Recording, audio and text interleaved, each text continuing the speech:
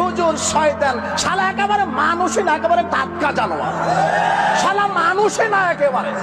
রাসূল সাল্লাল্লাহু আলাইহি সাল্লামের যেখানে সুন্নাহ আছে সেই সুন্নাহর বিরোধিতা করার সাহস তোমার কি করে হলো, আপনার কি করে হলো? দোয়া করছে আল্লাহ তাকে হেদায়েত দিক। তুমি কোরআন হাদিস বুঝো, আমরা নাকি হাত না চাই, আমরা নাকি লেডিস মুসল্লি। শয়তান বলেনি জাতির কাছে ক্ষমা চাও? আরে বুকের ওপর হাত বাঁধা সুন্নাত।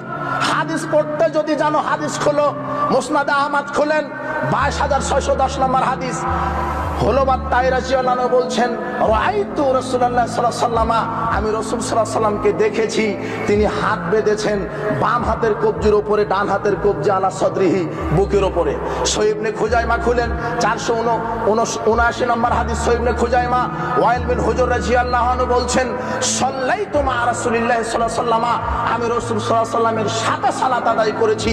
ফাওয়াজা ইয়াদাহুল ইমনা আলা ইয়াদিল ইসরা আলা সাদরিহি, রাসূল সাল্লাল্লাহু আলাইহি ওয়াসাল্লাম বাম হাতের উপরে, ডান হাত বুকের উপরে রেখেছেন। হাদিসগুলি চোখে পড়ে না? আরে পড়বে কি করে?